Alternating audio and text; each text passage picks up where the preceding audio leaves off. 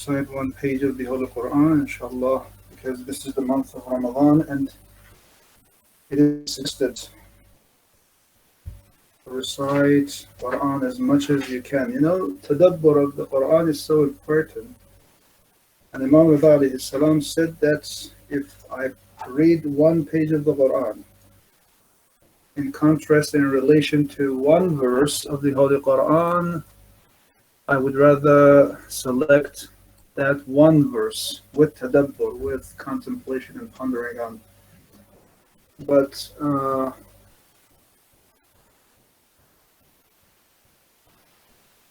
sorry.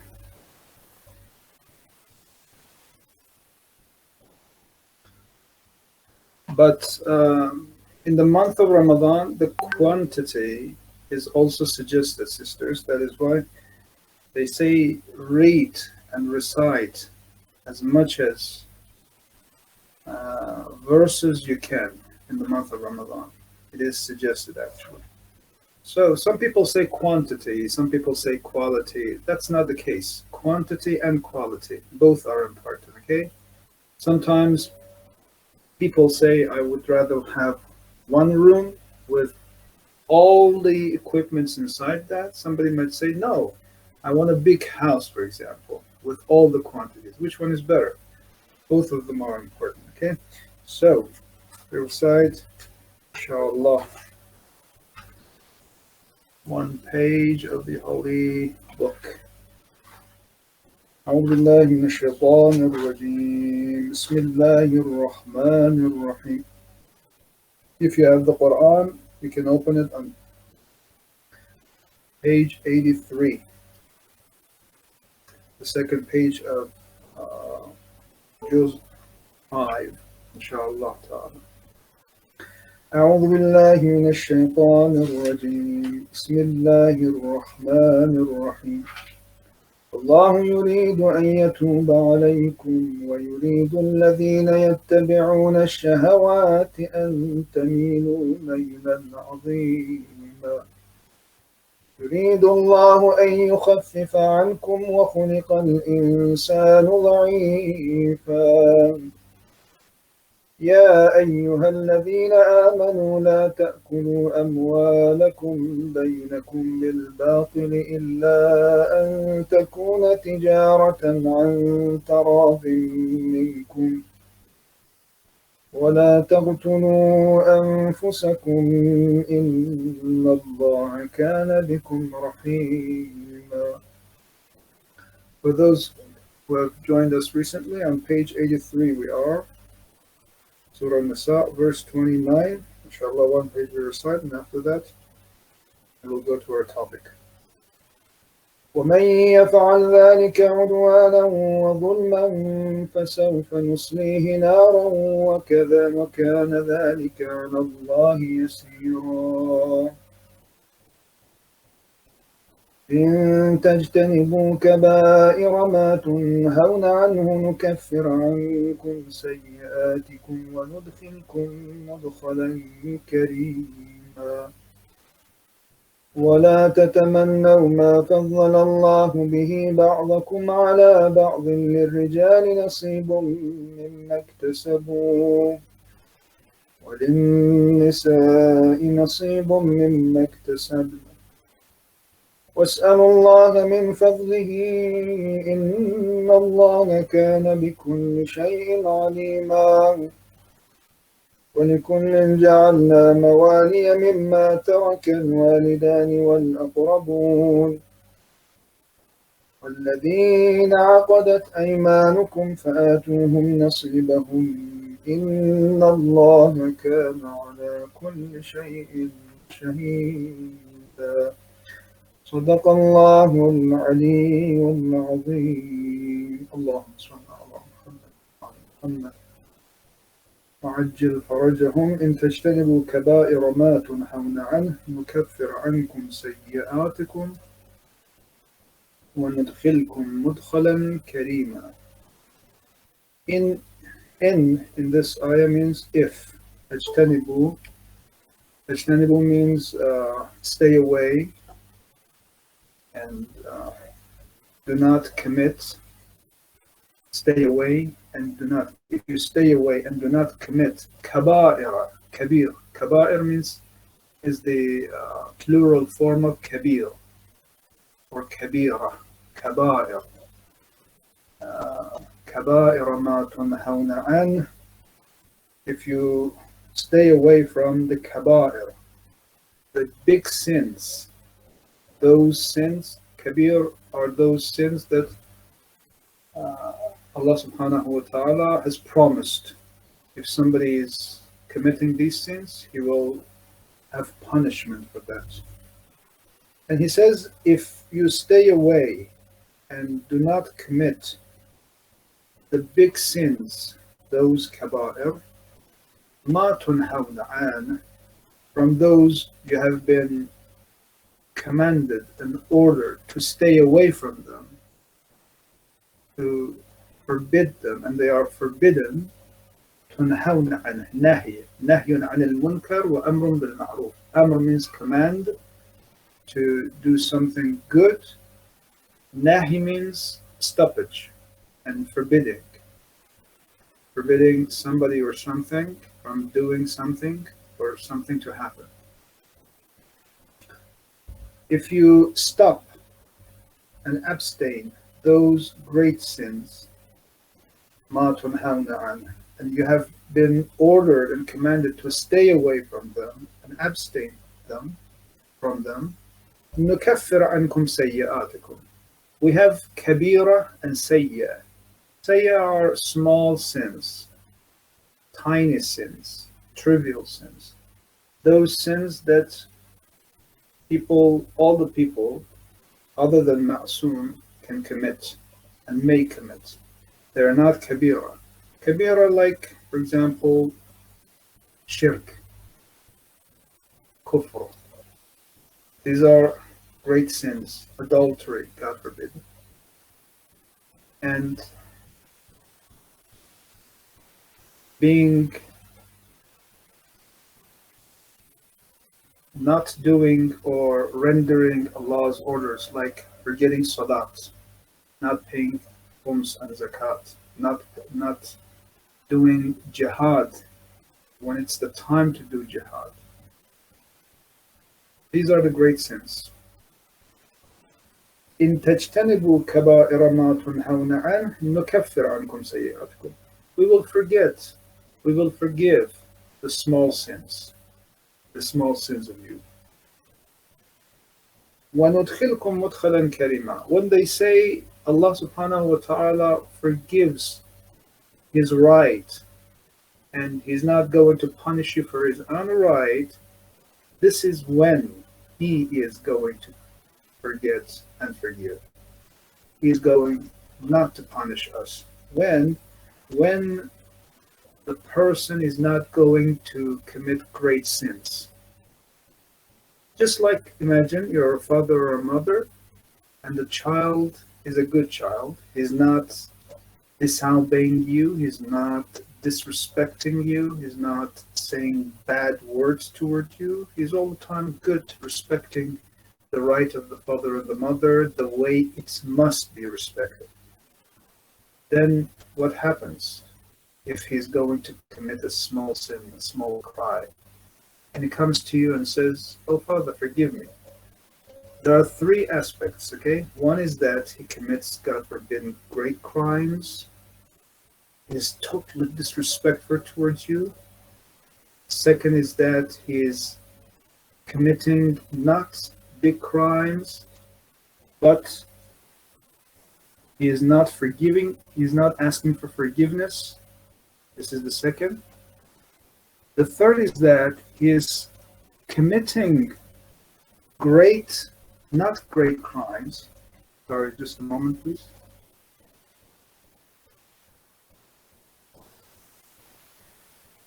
He is not committing great crimes, just small and tiny sins, disrespect, sometimes because of the naiveness and the weaknesses that he has or she has. We, in relation to our Lord, are the same. We sometimes, because of our naiveness, in the beginning of the ayah, you just read it. There are relations in tadabbur, inshallah. Next session or the following sessions, we will say that in tadabbur, which is not tafsir actually, we have to find and discover the relations between the ayahs, and there are relations. We believe the book is revealed to Prophet Muhammad the way it is right now.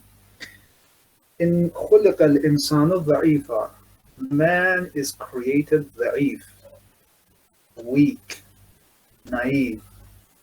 خُلِقَ الْإِنسَانُ ضَعِيفًا, physically and spiritually, you know. Man is weak, sisters.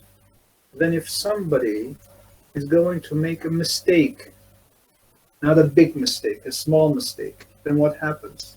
If he comes to you and asks for forgiveness, and if he doesn't come to you, but he's not going to repeat it and repeat it, repeat that small sin, aren't you going to forgive?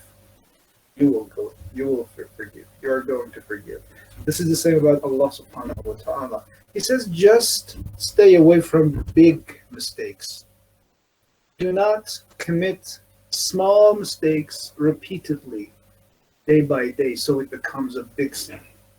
The greatest sin of oneself is to enumerate and count one small sin, nothing. One small thing, nothing. The sin in Allah's perspective is sin.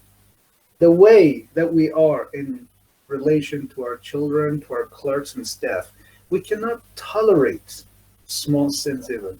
Imagine a boss or a principal at an office cannot tolerate small sins even. He will forgive, but he cannot tolerate it. He says, do not commit such a crime, such a mistake again. Do not make such a mistake again, even if it is small, because he knows that if this small is repeated and repeated, there will be corruption in the office, at the office. That is why a wise boss, principal, or a manager stops any type of mistake that he sees in his system, in his organization. Allah is the same. Because sin is a mistake. When we commit sin, Imam Ramadan becomes absent.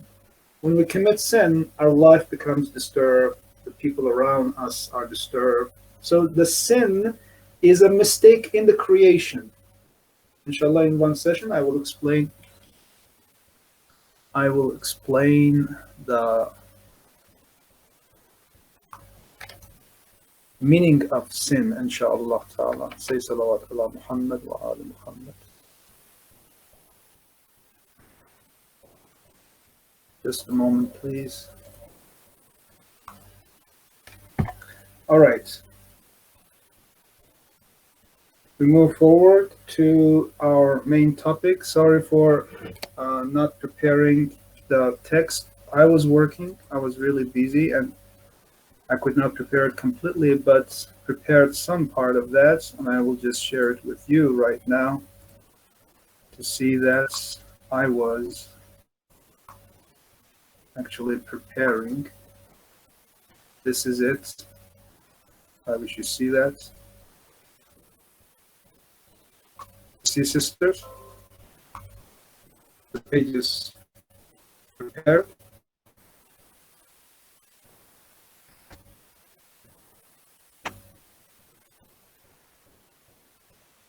So we talked about knowledge and science, and inshallah I will share this text maybe tomorrow, inshallah, if I just complete it and prepare it.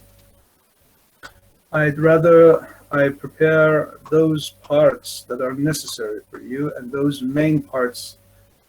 There are many aspects about the importance of knowledge or about the differences between knowledge and science, but those precise and summary of the things that are important, I will just share it here, and I will post it on our group, inshallah. The importance of knowledge, Quranic distribution, verses as evidence. I have been working on this, and inshallah I will finish it. Now, for today, I prepared one thing, and I will share it to you.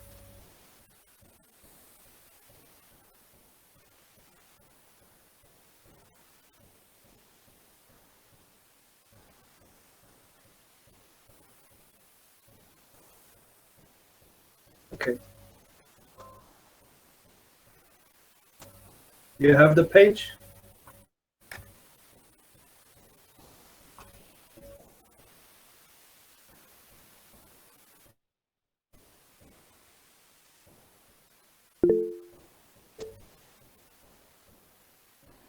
Okay, thank you.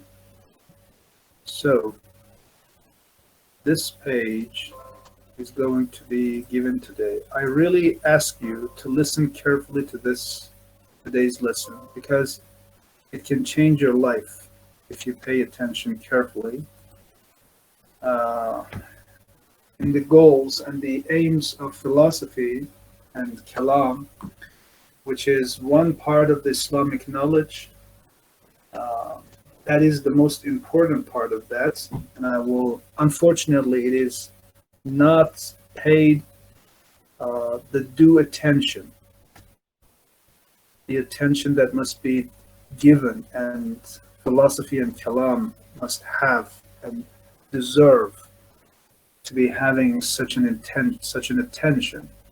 Unfortunately, in the Islamic system, Islamic world, philosophy and Kalam are oppressed, are cruel, better to say. They are not as as they are important. They are not given their due. They're not given the attention they're deserved. But that is why I have to just concentrate on this, and we have to concentrate on this. And there are a lot of benefits in that, and I will explain it in later in our talk, inshallah, in next pages, on the following pages. Philosophy and Kalam, and why I selected philosophy and Kalam and Aqa'id as the beginning of our Islamic knowledge course. There is a reason behind it. Because Aqa'id is the infrastructure and the basis. Sometimes you want to do something, the actions, I told you before, because of the mind, because of the heart that is not prepared and ready, you will not do it, or you will do it weakly. I mean, with a very weak approach. You don't do it strongly, enthusiastically, energetically, okay? This is a big problem. What is the problem? What is the cause of the problem? It is because of your intention. It is because of your aqidah. We said what aqidah is. It's a bond, a strong bond. Any type of action outside can happen, can occur in reality when there is something, an imagination, when there is knowledge in your mind and in your heart. And there is a difference between mind and heart. I will just explain later. That's another issue. So, aqidah is so important. Aqidah is so crucial. Aqidah is vital. Aqidah is so influential. That is the basis. Pillars. That is the pillar. Unfortunately, I'm so sorry for the Muslim world. I'm so sorry, really, for the Muslim world that they are not paying adequate and sufficient attention on this matter. We take care a lot about ahkam, Islamic rulings, to-dos and not to-dos, but we don't care about the philosophy of the ahkam. Why? This why question should be answered first. Why should I have hijab? Intellectually, it must be solved for me, not just as an imitation because my mother is doing this, because my ancestors were wearing hijab, because all the people in the world are wearing hijab. People might be wrong. People are wrong. أكثر الناس لا يعقلون.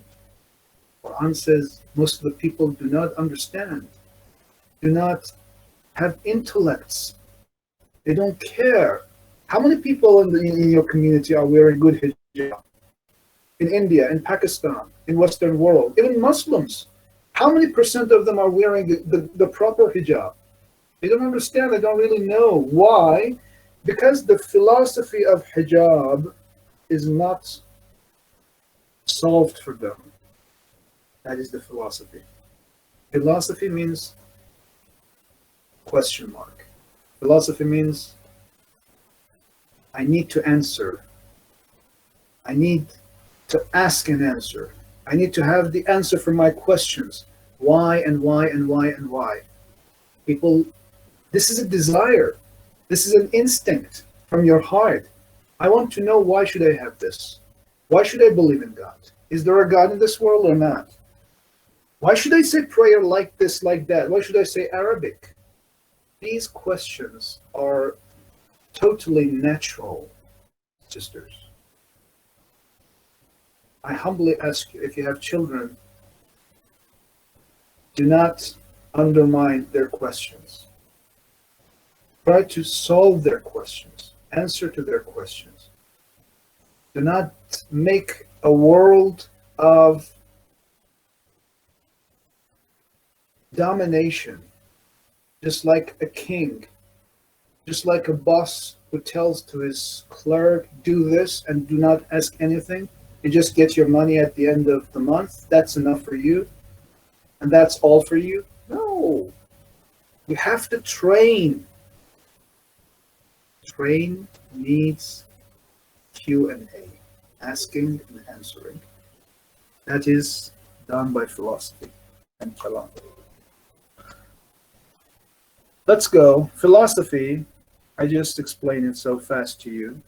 Inshallah, you're not tired. I really ask you to come to this text by your heart and your mind, okay? Forget all about everything. You know, you suggested this topic, and it's a little bit boring sometimes, maybe. I could start with the interpretation of the tafsir of Surah Yusuf, or any surah. It could be somehow,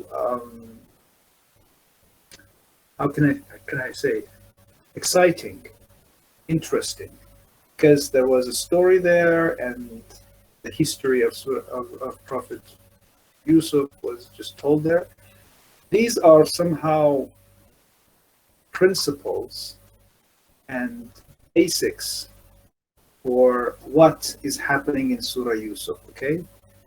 The basics are more important, but they are deep ideologies. They are the deep propositions. And we have to go deep down to the ocean. Stories, poems, history are the surface. Many people like to swim on the surface of the ocean. But some people like to go down deep. Many people cannot go deep to the seabed because they cannot tolerate it. Just on the middle path, they go up. They cannot tolerate going down. But many people can go deep down. Those who have a high mentality, thinking, knowledge, those who have a strong heart. You see? Let me tell you something about Zainab sallallahu alayha. Do you know that she was the greatest philosopher? You know that she was the greatest intellectual? She was the most rational person of her time. Zainab Aqilatu Bani Hashim. You know what Aqila means? Aqila. Let me just write it for you. This Aqila. Let me just write it here. This is Aqila.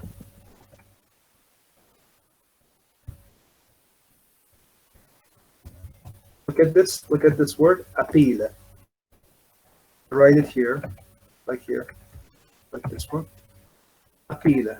Zainab Salamullah alayhi is the Aqila. Can you see that? This is Aqila. All right? Aqila means what? She is not Aqila. She is not aqila. We have one word, aqila, aqila. Aqil is for the man. Aqila, that ha, this ha, is for the female in the Arabic literature. For example, they say Fatima. Fatim is the separator. Fatima is the female separator. We say Faiza, felicitous woman. Faiz, al-faizun, wal-faizat. Al-faiz, wal-faiza. Aqila, Aqil, Aqil, you know, the brother of Amir al-Mu'minin alayhi salam. And Aqila, and Aqila. This ha, when attached to a word, it becomes for the female. Aqila, Faiza, Fatima. Aqila, she was not. She was Aqila. What does that mean? Can somebody explain this word to us? I want your responses. We need to discuss about this issue because it's so important. Muslim community is weak in this aspect, in the field of intellectuality, unfortunately. And among women, because women are supposed to be emotional people, emotional ones, many people think that they cannot use their intellect. No, I don't believe in this. Tell me what aqila means, or aqila means, and then aqila, intelligent. Okay, what is aqila? Can you tell me what aqila is? Always, intelligent, always thinking, or always has this constantly intelligent, never, never foolish. I think never takes any foolish decisions. Always in, she's always there. Like I think it's like Rahim, the same structure. Aqila, always merciful. Okay, very nice. Ahsant, ahsant. Aqila is not aqila. Aqila is sigatun mubalagha or sifatun mushabbah. It means that she is always aqil. Who can call himself aqila? Always aqil, always intellectual. And by a woman, one woman becomes aqil all her life, without any type of ignorance. Of course, aql, I have a special definition of aql for myself. I have not seen in any book a complete, comprehensive, and cohesive and correct definition of aql. Aql, I will just explain it inshallah in one session what aql is. It is everything. Aql is everything. Who can call himself or herself aql all her life, all his life? It's not possible. Only one person says aqila. Imam Sajjad says, Zainab, Ammuna, Ammatuna, Zainab, Aqila, Bani Hashim. So intelligent, so rational. What is the sign? What is the evidence? What is the witness? The witness is the land of Karbala. The witness is what she did in the land of Karbala and before that. She saw the martyrdom of five ma'soom. Prophet Muhammad, Amir al-Mu'minin, her father, Fatima al-Zahra, her beloved mother, the infallible, Imam al-Hassan, Imam al-Hussein. She also saw the martyrdom of Abu al-Fadl al-Abbas. Okay? But she controlled herself. Aqila means control. You control yourself. In one word, aqil or aql is control. Know what is right, what is wrong. Know the things. One of the sisters asked us uh, about what I said about entities and the relations. Aql is to understand and to know the entities and the relations between them. Okay? The ring is here. Just a very simple example. Does it exist? Yes, it exists. What is the relation of this ring towards me? What is the relation? Can I just throw it? No, this is not aql. If I just throw it to the wall, this is loss of aql. If I just use it in my hand, it is aql. This is aql. If I just, for example, this eyeglass, I put it like this on the surface so that the glass is scratched. Okay? This is loss of aql or lack of aql, whatever to say. But if I put it right this on the surface, it is aql. So this is an entity. This is an entity. And there must be a relation between these eyeglasses and the surface and me. I have to use it right. I have to know the right of these eyeglasses. If somebody is not doing the right thing for the right objects, for the right people, for what they exist, for the entities, she is or he is having no aql or poor aql. Zainab Salamullah alayha did her best. Why? Okay, this is the criteria of an aqil. Why aqil? Why aqila? Can you tell me? At the most, we can say that she was aqila. She was aqila. She was using her mentality the best way for all times, in the past, in the land of Karbala, in the future on the path to Kufa and Sham, Damascus. At the most, we can say that she was aqila, not aqila. Why do we call her aqila? When can we say somebody is aqila? Always intellectual. Go back to the history, to the story of Karbala, to the event of Karbala, to the tragedy of Karbala. When somebody, a woman, can control herself, I said aql means control. Know, and control. Know from here and control from here. Control, the source of control is the heart. The source of knowledge is the mind. Okay?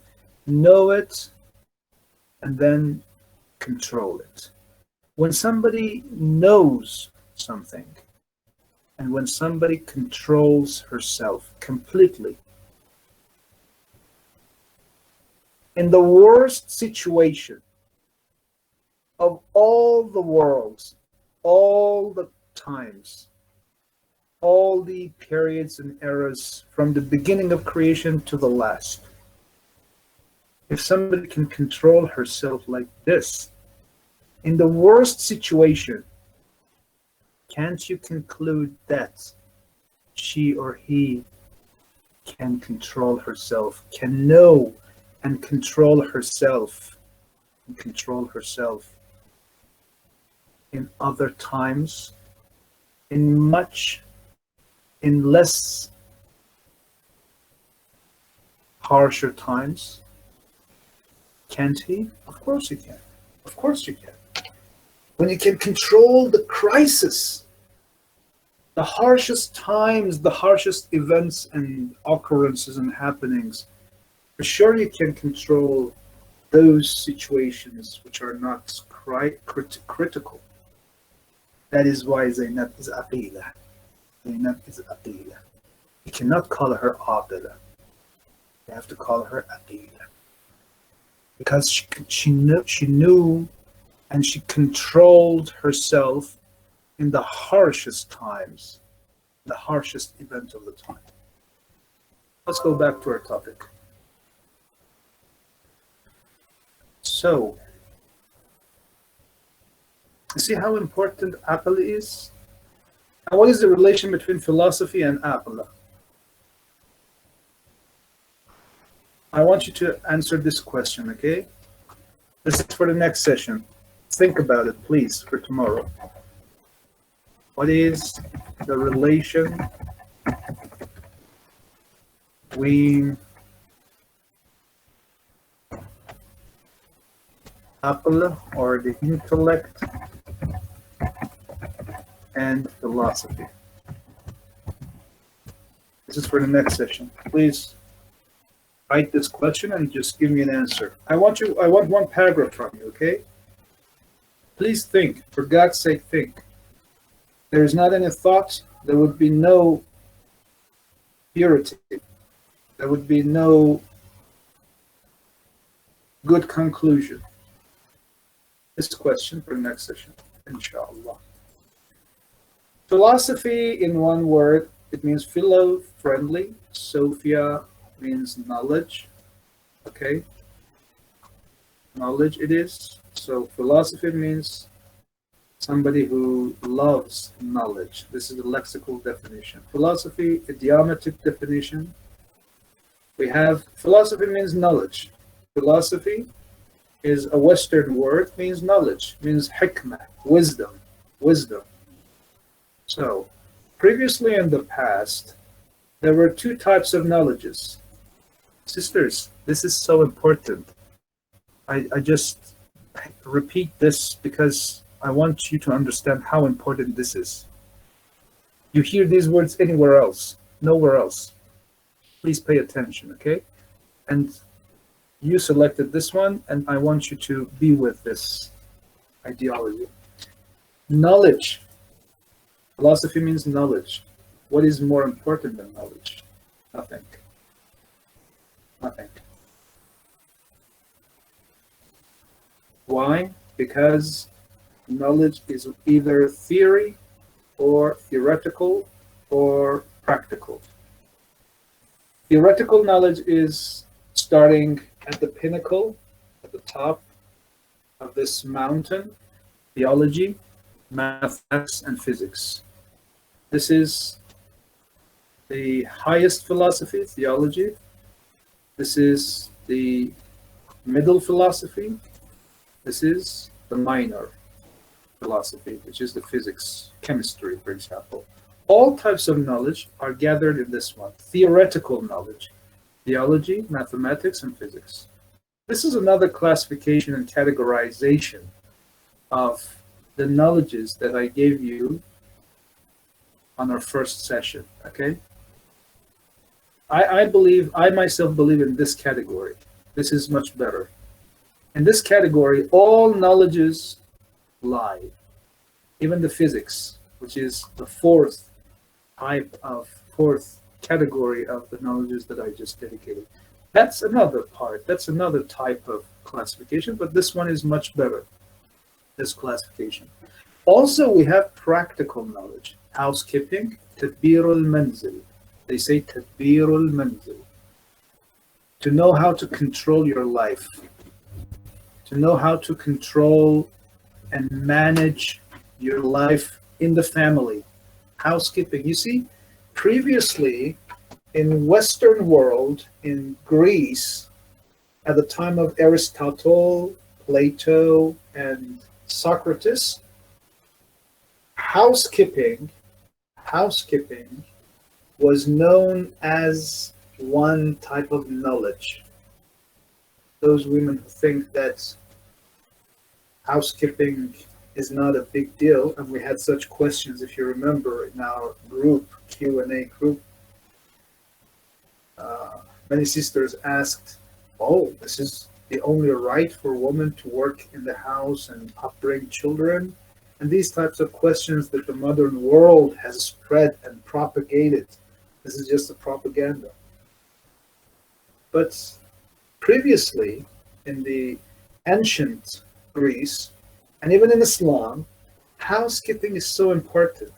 The first type of practical knowledge is housekeeping. It's housekeeping. تدبير المنزل. And who is the housekeeper? Who is the manager of the house?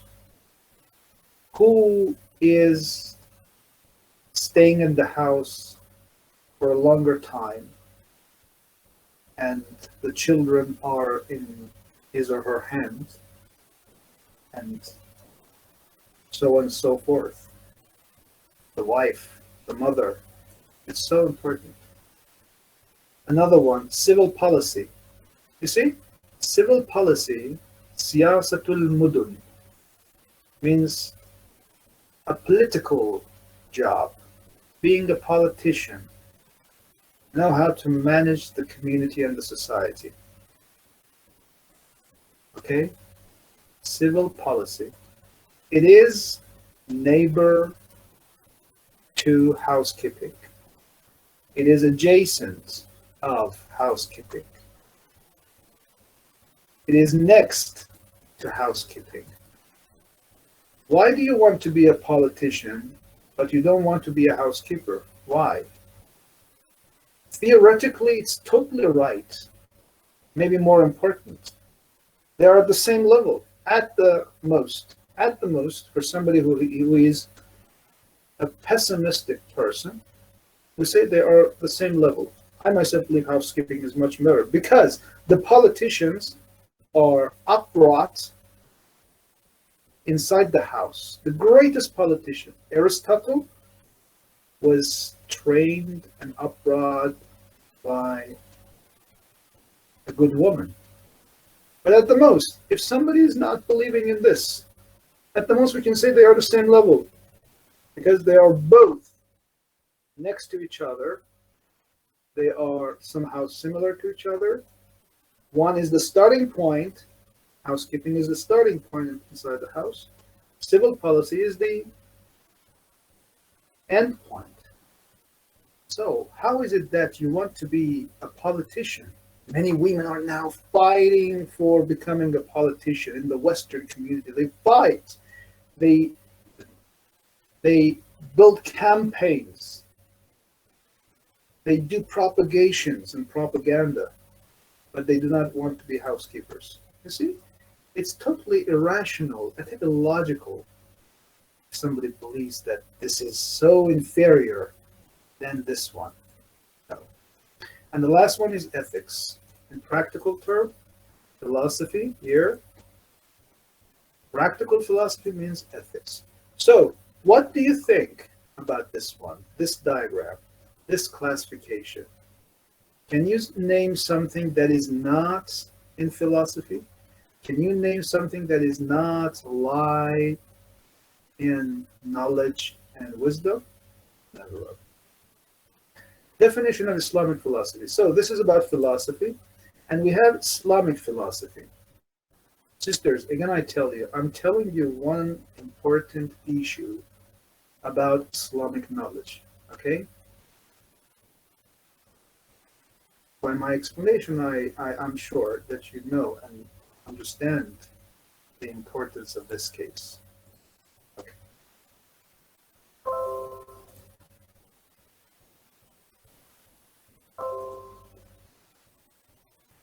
Where's that? I just lost my page. Okay, here. This is a idiomatic definition. Definition of Islamic philosophy. Islamic philosophy is a science that deals with the general issues of existence. I told you about entities. Aql means to know the entities, to know the existence. That sister who asked me what is about existence and what is about knowledge, what is about existence and, about the relations between the entities, I say this. Islamic philosophy talks about existence, knowledge, and also about knowledge. Islamic philosophy talks about soul. Religion talks about soul too. But can you tell me, according to what we said yesterday, last night, about the differences between philosophy and Kalam, can you tell me here another question? Let me just write this question. What is, sorry,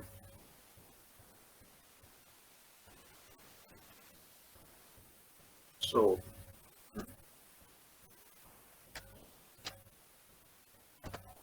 What is the difference between philosophy and religion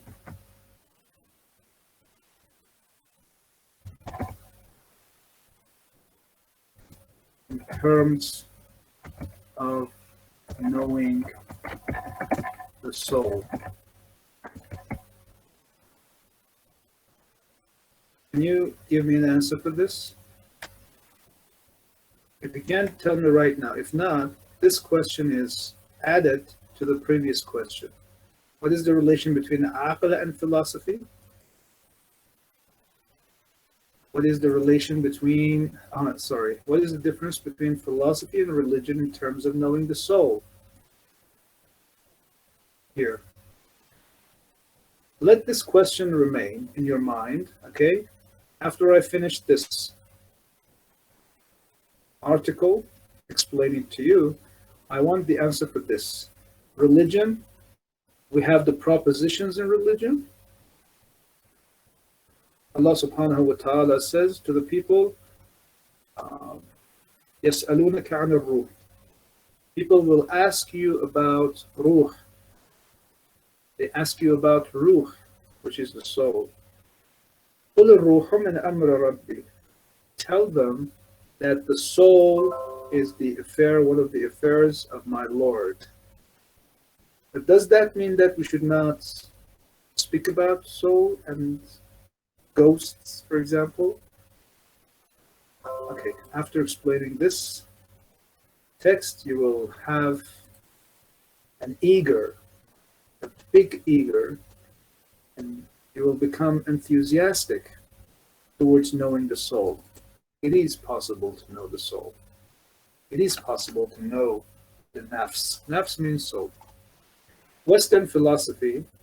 So, philosophy is classified into two philosophies today. Western, Eastern. Eastern philosophy is the Islamic one. Western philosophy. What is the difference? Sisters, let me tell you one point. What is ruling the world?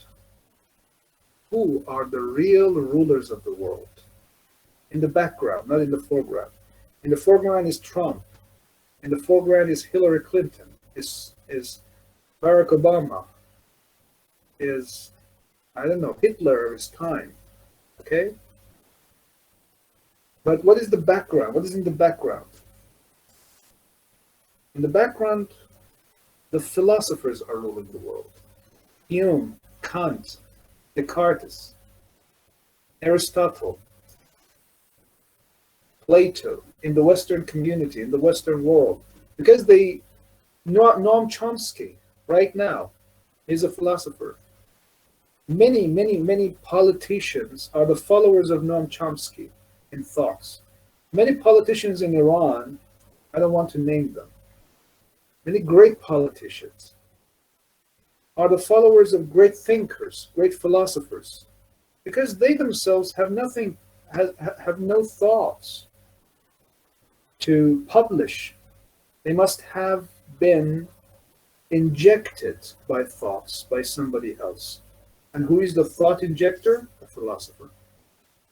In the background, in the infrastructure, in the deep part of the world of politics, there are thinkers. There are the philosophers. It is the Western philosophy. This is me that I'm saying this to you, sisters. In the Western world, they are the Western philosophers who rule the world. If you want to be a ruler, you must be a thinker. a deep thinker. You must train your child. If your child wants to be a leader of your community, if your child wants to be a president, a good president, who is independent thinker, like the supreme leader of Iran, Sayyid Khamenei, is really a deep thinker, Imam al-Khomeini. He himself, empty-handed, made a big revolution. Why? Because he had an independent thought. You want to be financially independent, don't you? Why don't you want to be thoughtfully independent, spiritually independent? Be thoughtfully independent and spiritually independent. How can you be like this? You have to think a lot. You have to know how to think. And philosophy gives you this talent. Philosophy gives you this power. Philosophy gives you this ego. It makes you egocentric in its positive sense. It really gives you like this. So, whether or not we're talking about Western one, its subject is epistemology, not ontology. We have two words. I hope that you're not tired and bored with these items and idioms, but they are needed. If you want to be the thinkers, you have to go towards these ones. Epistemology, I'm sure you know these, you have already heard about these terms. Epistemology and ontology. Ontology is about knowing the existence. Epistemology is to know the knowledge, the ways to know the things around us, the ways to know the existence around us, the entities around us. This is epistemology. And I will explain it later. Whether or not there is basically a way to know outside of ourselves, epistemology talks about this. Is there basically a way to know outside of ourselves or not? If so, what are those ways? So it is one step behind ontology. It is ma'rifah, the irfanul ma'rifah. Epistemology means this, irfanul ma'rifah. To know how to know. Are you with me? To know how to know. This is epistemology. To know, if I can know, this is the second proposition. To know if I can know, to know how to know the existence around me. These two questions. So let me just write it for you here. To know if I can know, to know how I can know. These two questions are answered in the Western philosophy. All the Western philosophy is either to respond this question to this question or this one. To know if I can know, to know how I can know. Therefore, Western philosophers are a few steps behind Islamic philosophers because Islamic philosophers have accepted external realities. Islamic philosophers have accepted external realities. There is something out of me. There is me. I'm not skeptic. I'm not doubtful. I know that I exist. But a Western philosopher looks skeptically at everything around himself or herself. She says, maybe I'm not existing. Maybe these eyeglasses are not existing, do not exist. She or he looks skeptically at these things, okay? But Islamic philosopher, no. He says, there is something out of me and I have to know it. What is that? What is God? Where is he? How is he? What are his attributes? He doesn't know He doesn't ask, can I know him? He says, how much can I know him? This second question is totally different from the first one. He doesn't say, Western philosopher says, can I know God? Islamic philosopher says, how much can I know God? You see how ahead of time Islamic philosopher is? That is why Western philosophy is a few steps behind Islamic philosophy, and say that our ways of knowing the beings of the universe are not closed. Epistemology says this. It says that our ways of knowing the beings, the entities of the universe are not closed. They are closed or not. They do not. They just study about that. Philosophers start from Socrates, and before that there were. But the most important one is the Socrates, Plato, Aristotle, the contemporaries one, Kant, Descartes, Hume, Hegel, and so on. If you want to know and to have more information about the history of philosophy in the West, you can refer to this book, The Story of Philosophy by Brian Magee. He has articulately written a book about the history and the story of philosophy, and a brief but articulate type of book it is that you can refer to that. It is the most contemporary book that is written about the story of philosophy. Inshallah, I think the time is over.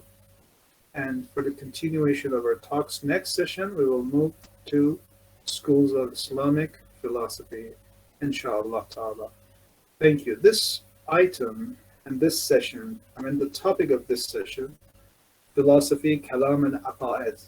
I'd rather spend 1 or 2 sessions on this more, because that is so important, and because this issue has been oppressed among Muslim Ummah and Muslim communities. And because if we understand this issue better and better, many of our problems, individually and socially, are solved. That is why I humbly ask you to follow me in this subject, though it is somehow boring maybe, but I try my best to make it exciting and make it interesting for you, inshallah ta'ala. Thank you for being with us, and may Allah subhanahu wa ta'ala dedicate you the great aql, and to me too, inshallah. Wa akhiru da'wana, alhamdulillahi rabbil alameen. And if there is any question, I'm here. Sorry, I just forgot to say if there are any questions.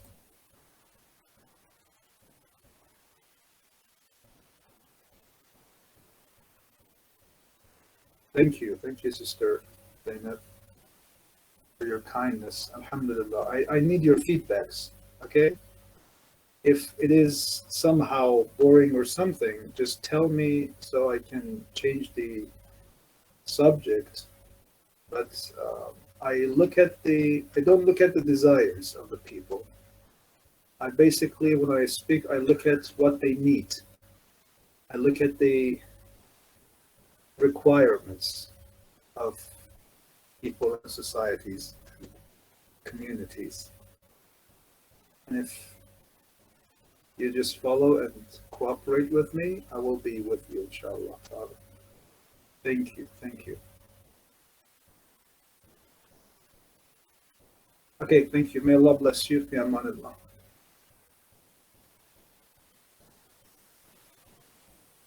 Inshallah, I will give you more elaboration. And if I just finish the text and the article, you will have a lot of information about philosophy and these ideologies behind that and what exactly it is. We have not a clear image about the word philosophy, but I will try. I have completed my article, written it today, and I will dedicate it and share it with you tomorrow, inshallah. Thank you. Fi amanillah. Don't forget us in your du'as. Yes, you can record it. I have recorded it, and it will be shared on cloud. I think after this, you can just watch the clip again. Fi aman Allah.